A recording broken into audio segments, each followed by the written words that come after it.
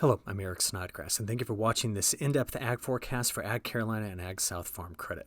All right, it's the very end of the year. It is December 30th, and I've got a lot of content loaded up for you. So hopefully you have some time over the next few days to watch this, as I'm going to lay out for you what's happening in the near term, major change in the temperature pattern, of course, coming up. I'm going to talk about La Nina, where I think this is going for the rest of winter. I'm going to talk about spring and summer as well, just some of the big risks for next year. So that's all ahead of us today, plus a quick recap of what's going on in South America. And that should give you plenty to think about as we start this new year of 2025. Well, 2024 is going out with quite a bit of severe weather. This just happened on Saturday, the 28th. The map you've been looking at here shows you the verification of the Storm Prediction Center's outlook they issued for Saturday. So you can see we had from eastern Texas all the way to Alabama a moderate risk. And there were, in total here, 49 reports of tornadoes, 264 reports of winds, and 6 reports of large hail that came through.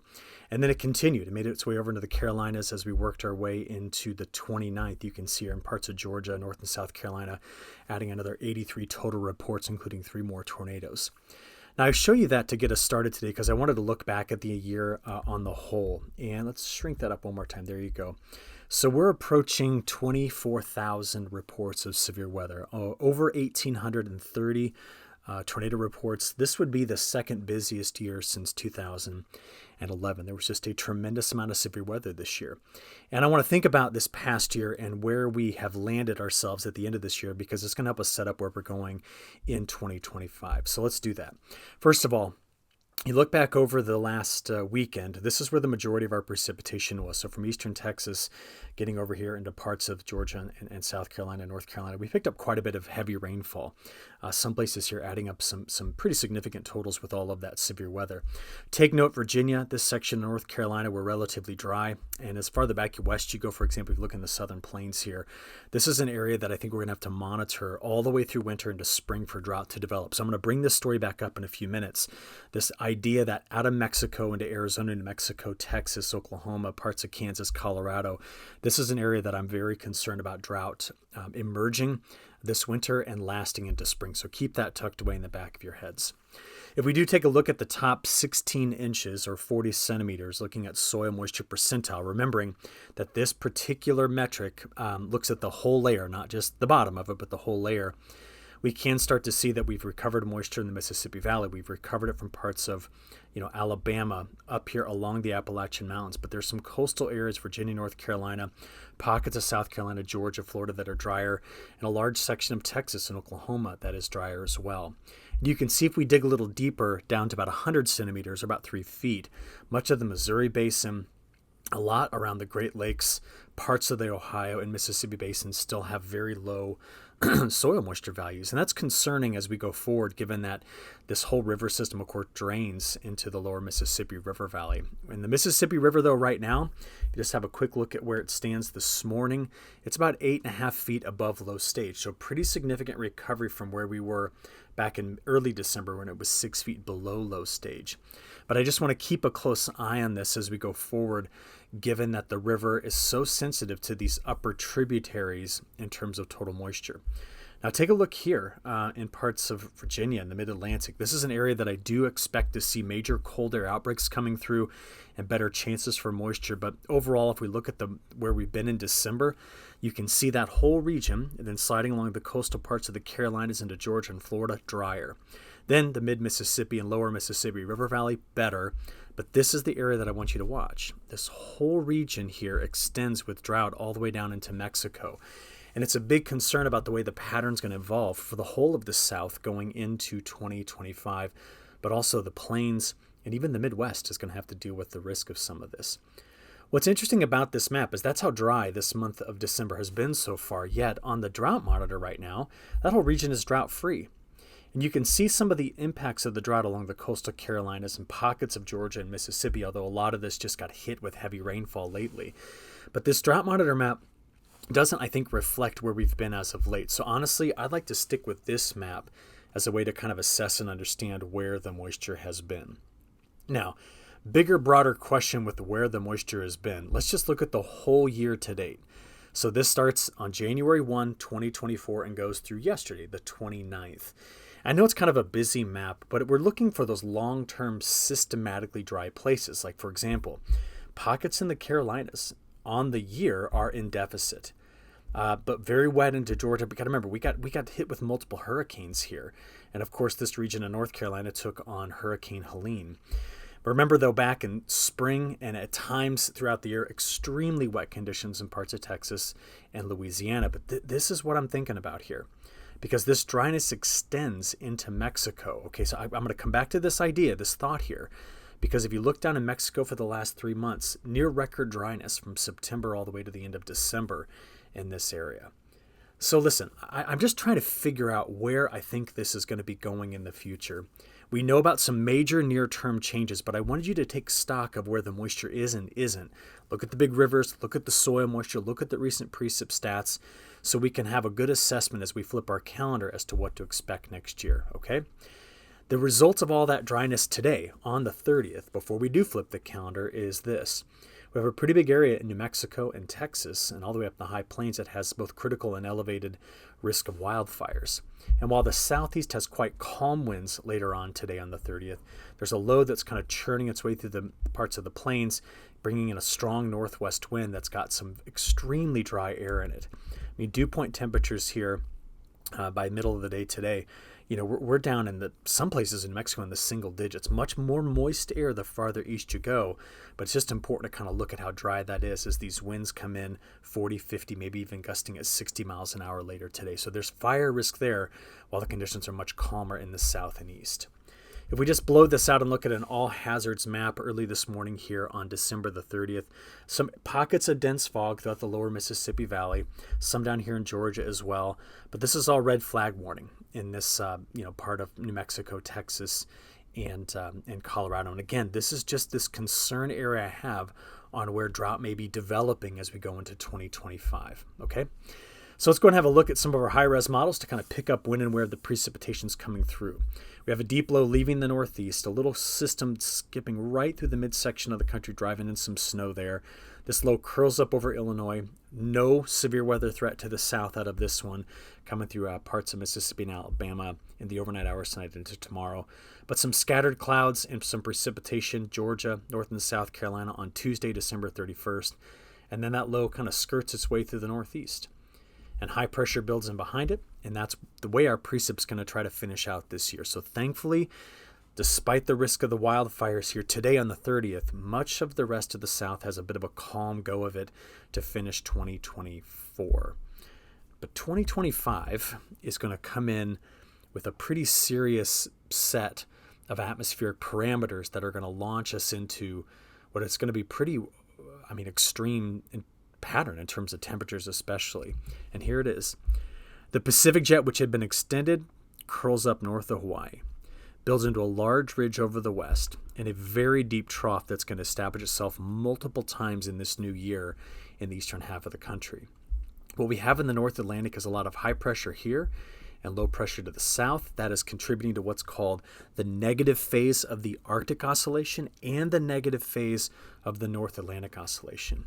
And what those two things mean is that we're going to reinforce the development of colder air that's going to dive into the south and east.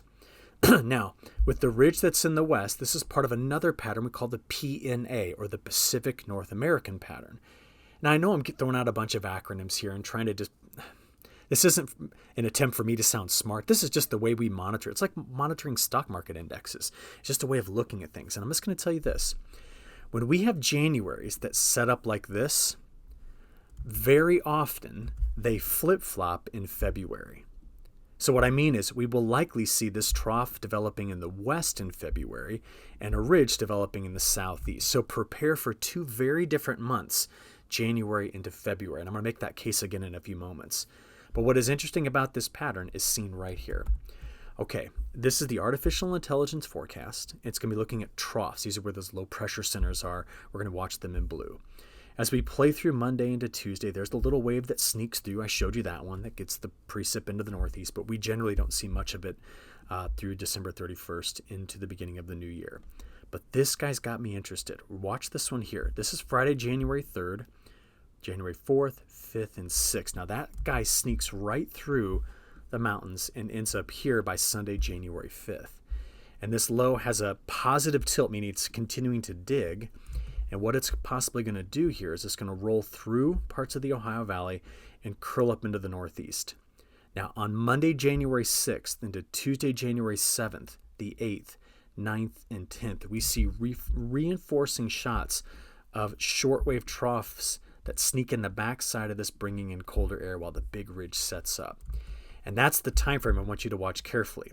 Here it is again, the 5th, 6th, 7th, 8th, 9th, and 10th. Multiple chances of delivering cross-polar flow, in other words, deep Arctic air, possibly getting some storm systems that roll out of the mid-Atlantic, maybe even the southeast. We're going to take a look at that. And on the backside, very, very cold air. I'll show you just how deep that cold air gets in a few minutes. Then we'll look at the precipitation. Okay, now that you know what I'm concerned about as we get into these first 10 to 15 days of January, I want to show you that it is also linked up with a weakening. See the line right here? A weakening of what had been a very strong polar vortex. Now remember, it is weak polar vortexes in the stratosphere when sitting on top of the tropospheric polar vortex. Okay, we have two of them, one in the stratosphere, one in the troposphere, that can deliver really cold air. And the stratospheric polar vortex now, that's what you see here, it's in great position, it's strong, it's not right now linked to cold air. But about 5 days from now, it starts to get a little bit more wobbly in its position. And I want to show you what happens after these 5 days, okay? And what I'm watching is actually here and here. That's not the polar vortex. The polar vortex is there. But anytime we see high pressure in the stratosphere push against the vortex, well, this is what you end up getting. So there's one high, there's the other. Watch this one. This is Saturday the 4th, Sunday the 5th, 6th, 7th, 8th, and 9th. Now, what we've just done by building this high pressure is to displace the polar vortex more toward the North American side. And by doing that, we're going to help reinforce the colder air that you already know is curling up over the east during this time frame. So we're reinforcing the colder air that's going to be coming in with the stratospheric polar vortex over the top of the troposphere. So see how they're lined up. And the net effect of all of that is to deliver some really, really cold air. Now, I want to show you the AI model solution on this. I think it is the most aggressive. So we're going to go in 6-hour chunks, okay? 6-hour chunks trying to figure out when and where all this really cold air is coming in. So as we play this forward, this is through Thursday, getting into January 1st. Excuse me, I'm so sorry. That was Tuesday. This is January 1st on Wednesday. Now watch. January 2nd. Let's stop this early in the morning. That's January 3rd, cold air damming event over here. We have our low that's trying to come out of the mountains. It's going to tap into this moist, warmer air, but this isn't going to last long. Ready? That's Friday, January 3rd. That's Saturday, January 4th. Sunday, that's when the low is curling up in the northeast. That's 6 p.m. on Sunday. Now look at Monday morning's lows. We're going to take that freeze line all the way down, maybe 12 in Amarillo, still warm over here in the Carolinas and Georgia, but that's not going to last long. Look at how cold the air is in the Midwest. Temperatures here, this isn't wind chill, but temperatures minus 10 to minus 20. And then we see that cold air spilling by January 7th all the way to the Atlantic coast and the Gulf Coast with freezing temperatures. And then we see out here Wednesday morning, January 8th, we could be in the teens in parts of the Carolinas, 14 in Amarillo, Mississippi, lower Mississippi Valley in the 20s. And we see the 9th, that one could be nasty. That's Thursday the 9th. I mean, very cold air penetrating through the Midwest. Could be just a slight bit of warmer conditions along the coastal Carolinas and Georgia comparatively, but very, very cold air coming in behind this. And then there you go. That would be the 10th. I think that might be the coldest day currently being forecast, with single digits getting to the Appalachian Mountains, single digits all the way down to the lower Mississippi River Valley here. And Texas, maybe you're a bit warmer because the axis of the coldest air is here. But holy smokes, that is some cold air coming in, starting around 2nd, 3rd, 4th, lasting all the way to the 10th and possibly beyond. If you want to see it another way, I'm going to shrink this up so you can see it properly. This is my 3x3 matrix of temperatures from the European ensemble across the top, the GFS ensemble across the middle, and the artificial intelligence in the bottom. So these maps are the next 5 days. These are day 5 through 10, and these are day 10 through 15. And as you look at it, they all tell the same story. I mean, just have a look at the day 5 through 10 pattern here. Much, much colder air. Again, that's the 4th through the 9th. And then the 10th through the 15th, we're going to be dropping temperatures 15 to 20 degrees cooler than their climatological averages, which incidentally, this is the time frame of the year where we're typically at our coldest. So this is 15 degrees to 20 degrees colder than average at the time frame when it is the coldest. Now, you'll notice I just showed you the European model. The AI model is the most aggressive, okay, at dropping in this really, really cold air, and that's why I showed you that one in particular. Now, you expect there to be snow with a pattern like this, right? Well, initially, the snows are going to be pretty far to the north. Let's just get through January 1, 2, and 3. We're going to watch that system on the 4th, 5th, and 6th and sneak through. And I'm just going to tell you, don't look at the amounts. I'm just going to let you know there is snow in this corridor. What I'm concerned about is a mid-Atlantic system out there, but models aren't keying on it just yet. I do want to show you this, Texas. Some of the forecast models out there on the 8th and 9th are trying to drop snow in southern Texas. But before you see this and just start going, holy cow, we're going to get hammered down here, I understand that this is a single model run, and other models don't have it in there. So I'd rather look at the probabilities. So through January 11th, this is the chance at getting 3 inches of snow.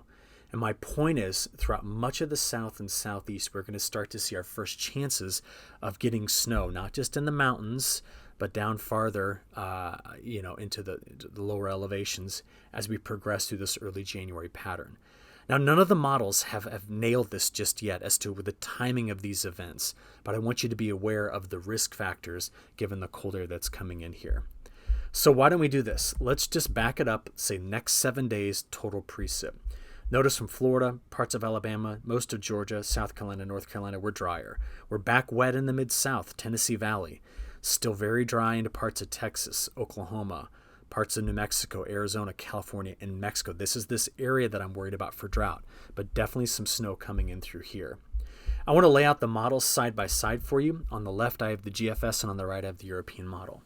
Now, on agweather.com, okay, the website that doing these videos helps me support, helps me build to pay for that website, okay, you'll be able to see the European model with precipitation type color-coded once we get past January, I think, 6th. The Europeans are on vacation. We paid for the model. I'm just waiting to get the data in there that'll do that for me. So right now, it's only going to show green over here for precip, but on the left, the GFS will show you some snow. Okay, here we go. This is already what we've seen. So we've watched the next couple of systems. This is January 1st, January 2nd, January 3rd. Not a whole lot going on. But then watch. Once we get out there to the 4th, 5th, and 6th, I'm concerned about severe weather here. Ice to the north, snow. Both models have the same system, same position, same time. This is Sunday evening, January the 6th, or 5th, excuse me. Then we go into the 6th. This spreads toward the east. There will likely be strong to severe storms out of this system to the south. And then behind it, brutally cold air is going to move in. Now, this is the system out there around January 6th that we're going to have to watch to see if it gets over toward the mid-Atlantic. But it seems to precede the coldest air, which we think is coming in after the 6th, 7th, and 8th. And as that rolls through, what I'll be watching carefully is when we're deep in the cold air after January 8th, can we get something to come out of the Gulf and come up the East Coast? That will be what we'll need to be watching carefully. So now you've just saw it real quick what the models look like going forward. Again, you can access these on agweather.com. That's ag-wx.com. Total precip, though, this is who's looking wet in this pattern. Let's refresh this page real quick. There we go. Let's go back because that was kind of stuck there for me. I'm looking for who's driest first. And over the next 10 days, coastal Carolinas to Georgia, drier. Mexico into the Sun Belt, the Southwest, drier. Plains on the drier side of average. Who's wet? Let's flip this up to greater chances of more than an inch. Okay, so better chances than an inch. It's the lower Mississippi River Valley. We're drier on either side. Okay. From here, by the time we get out to day 10, we're still dealing with the Arctic air settling into this area. Big ridge up the west coast. But that is why the week 2 precipitation patterns all look very similar. Okay, see the very, very similar overall and what that week 2 pattern looks like. I'm going to show you the high-res European just as an example. This is January 7th through the 13th when we're dealing with the coldest air. What I'm watching is something to brew right down here along the Gulf Coast and make its track up the East Coast. That's what's going to have to be watched most carefully in this pattern out that far. All right, that's just your next 2 weeks. We still have more to talk about. The MJO is a major leading component as to where this is going to go. Now listen, just understand this with me carefully here. When the MJO comes over to phase this side of the map, okay, phase 781, where it currently is, that tends to be the setup that drives all the colder air east. So we're seeing that right now. There's multiple parts of this. There's also the jet extension that was in the Pacific that's helping to deliver the warm air now that's going to be replaced soon. But here's the reality. In the extended forecast, if the MJO can move back into the Indian Ocean, which I think it can, this is actually going to flip the whole pattern around for the southeast, putting a ridge back in place after the front half of January starts off so cold. So I don't think January is going to be all set in one particular pattern. We're going to start off mild, very quickly go over to brutally cold air, which we just talked about. I think at the end of the month, we flip back over. So I want to make that case for you because the new week 3, week 4 outlook from the CPC shows that through mid-January, this Arctic air in the southeast is going to be problematic. Positive PNA warmth to the west, cold here. But I don't think this lasts much beyond the beginning or maybe the middle part of the 3rd week of January. After that, I think we reverse these 2 things. And what will be critical to see if that occurs is if it works away on this big drought risk I've been talking about for the southern plains, the south, the southwest into Mexico. So thinking that through, I just want to show you something. The longer range models aren't going to see it properly. This is how things look from January 10 to February 10. They're still drier here, and they're drier in through here with near normal precipitation in the southeast, but this kind of anchors into dryness that's into the southern plains. But I think that the pattern is going to make a jump at some point beyond the 2nd week of January into the 3rd week that's going to liven things up and get this more southerly storm track going. All right? It's conjecture. It's looking at a few different pieces that are moving, but I want you to be aware of that. You say, well, what are you seeing? This is what I'm seeing. The Arctic Oscillation, which is supportive of all that cold air east, it bottoms out after the 8th and 9th. By the time you get out there to the 22nd, 23rd, it's back to average. That's one piece. The North Atlantic Oscillation bottoms out with all that cold around the 8th, 9th, 10th, and then makes a recovery when around the 22nd. The PNA pattern, which is the big western ridge, reaches a peak 10th, 11th, 12th, comes back to average when around the 22nd. So that's why I'm thinking that time period out there is when things start to shift around. And what I'm curious about is La Nina going to be helping with this? Because take a look at these ocean temperatures, just several different maps to look at them. Let me open this one in a new tab, but I want to come to this map right here first. Pretty clear that our La Nina's made a big push. Strong trade winds in this area. We've seen a major warm-up of the ocean temperatures here in the Gulf of Alaska. That's critical, but more critical to watch later on this year. Why? Because if this goes cold, the risk of drought in the central U.S. increases dramatically. That's the thinking here. But our La Nina, which is seen right here, has probably reached its peak. If you look at the ocean temperatures, they bounced off of minus 1.5 degrees C last week, and they're just going to bumble around here for a little while. As I think about it, what I'm watching for are the trade winds. And what you've got here is just a healthy La Nina continuing through mid-January. Now, to make my point more clear about why I think past mid-January things change, this is why. These blues and greens indicate stronger trade winds.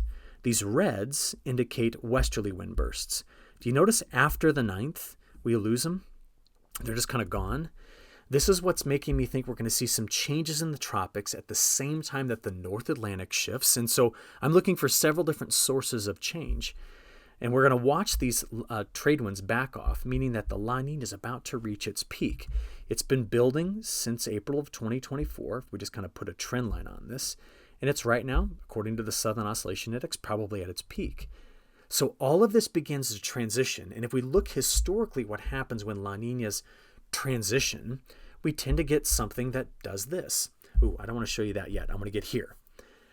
In February, out of January, that big ridge that's along the west coast moves over here. and troughing develops. So the jet stream likes to come in and around and run, meaning there's some sort of southeast ridging.